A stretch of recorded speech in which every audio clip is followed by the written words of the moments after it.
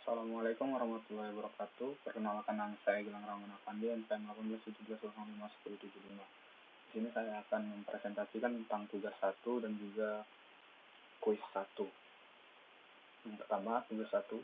Jelaskan langkah-langkah dalam diagram alir flowchart atau flowchart untuk mengurutkan bilangan dari 5 bilangan secara ascending. Dan untuk nilai tambahan dapat tuliskan programnya dalam bahasa C atau C++. Pertama, saya akan membacakan diagram yang saya buat. Di sini, pertama, diagram flowchart bubble sort. Saya gunakan metode bubble sort. Pertama di start, lalu di sortnya, lalu kita menentukan banyak bilangan n.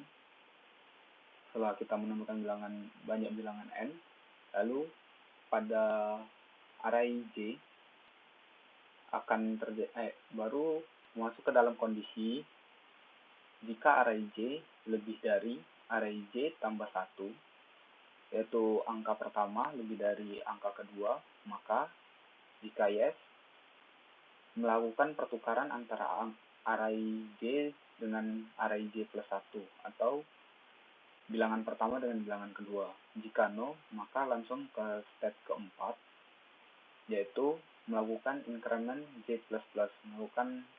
melanjut ke for atau perulangan ke selanjutnya. Jika Y, melakukan swap dan memasuki increment J++. Lalu setelah J++ dilakukan, maka memasuki kondisi baru lagi. Jika nilai J kurang dari nilai yang kita nilai panjang dari yang array tadi, lalu dikurang I, dikurang 1.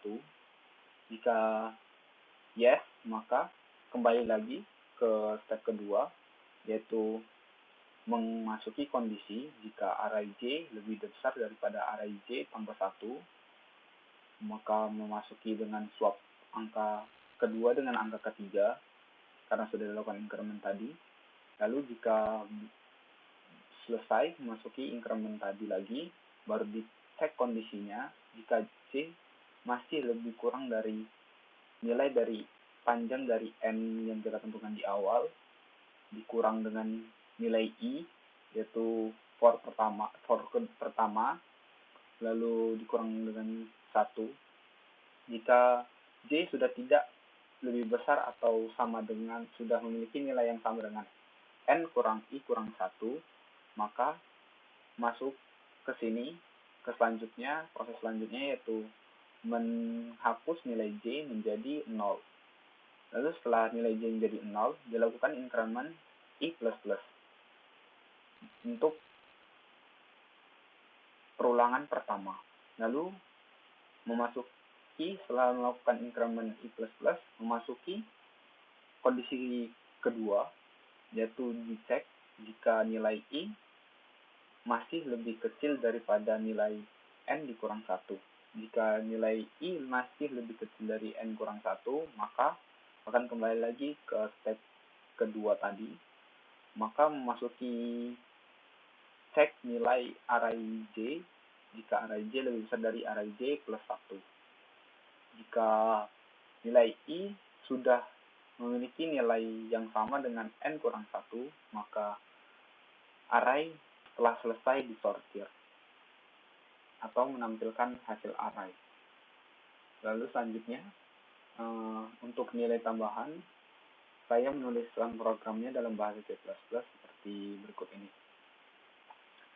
Di sini saya memulai dengan memberikan mendeklarasikan int I, J, dan temporary, serta saya berikan nilai n sama dengan 5. Kita tes saja programnya.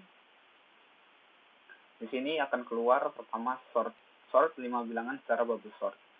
Lalu user disuguhkan untuk menginput 5 bilangan, yaitu saya masukkan misalnya 2, bilangan pertamanya 2, bilangan kedua 1, baru 5, 4, dan 3. Lalu setelah itu akan disortir menurut ascending dengan nilai 1, 2, 3, 4, 5. Di sini dia pertama memasuki for pertama untuk memasuki bilangan array tadi, mengisi bilangan array menjadi 5 bilangan. Saya masuki 10 agar banyak. Lalu di sini dia memasuki ke for pertama. Seperti yang di flowchart tadi, flow pertama itu I kurang dari N min 1. Lalu di sini for-nya saya gunakan I. Jika I kurang dari N, masih kurang dari 5, maka melakukan I++, melakukan increment. Baru memasuki ke perulangan kedua, yaitu J. Jika J kurang dari N dengan nilai J, I ditambah 1, jadi nilai bilangan pertama ditambah 1, jadi bilangan kedua, kurang dari N, jadi bilangan angka tadi kan angkanya dimulai dari 0. Jika angka 1 kan masih kurang dari 5, maka lakukan increment. Masuk ke dalam sini baru melakukan increment. Baru di dalam sini ada kondisi yang pertama saya masukin tadi, ya di sini. Kondisi pertama, jika array J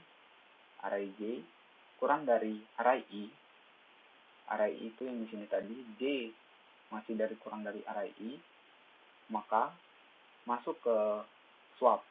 Di sini saya gunakan variabel temporary untuk memasukkan nilai I. Lalu jika nilai I saya masukin dengan nilai J. Lalu nilai J saya masuki ke dalam, lalu temporary saya isi dengan nilai J. Lalu setelah itu dilakukan proses swap. Lalu setelah semuanya sudah selesai, masuklah ke cout hasil sortir ascending dan menampilkan hasil dari nilai yang telah di-sort. Sekian untuk tugas 1 memasuki kuis 1. Untuk kuis 1 dengan soal, tuliskan program untuk memasukkan biodata mahasiswa, NPM, nama, alamat, dan jurusan, serta dapat menampilkan kembali biodata tersebut ke layar.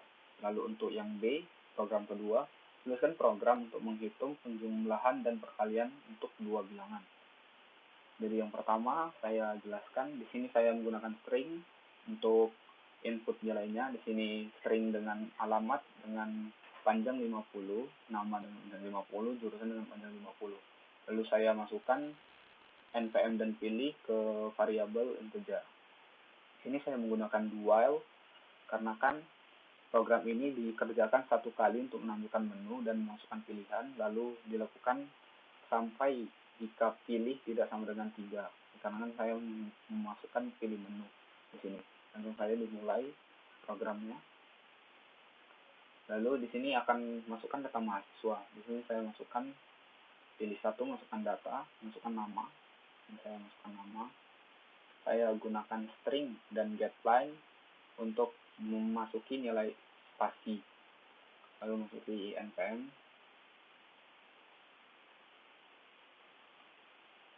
Lalu setelah itu masukkan alamat.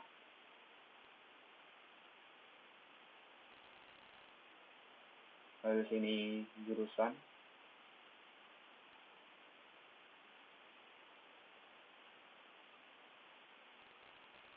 Nah, lalu di sini dia akan kembali ke pilihan menu dan kita bisa melihat data yang telah kita masukkan tadi, input tadi. Di sini akan keluar selamat datang Gilang Rahwana Fandi, profil dengan nama Gilang Rahwana Fandi, NPM 81705, dengan alamat Jalan Alaman 3 dengan jurusan ilmu komputer. Lalu kembali ke menu awal tadi.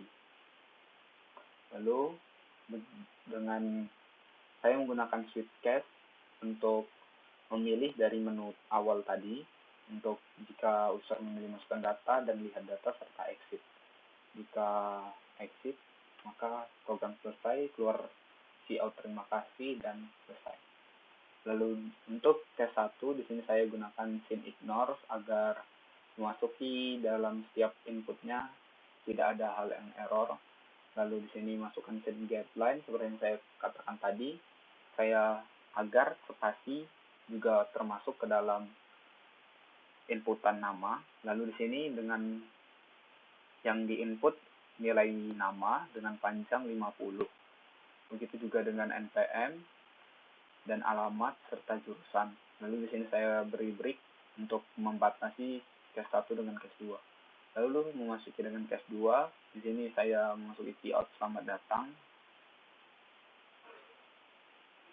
Lalu di sini cout profile dan menampilkan nama, NPM, alamat serta jurusan. Lalu untuk cout 3, saya masukkan terima kasih dan defaultnya saya masukkan salah masukkan import atau masukkannya lebih dari 3. Lalu sini while tidak sama dengan 3 dan saya berikan return 0.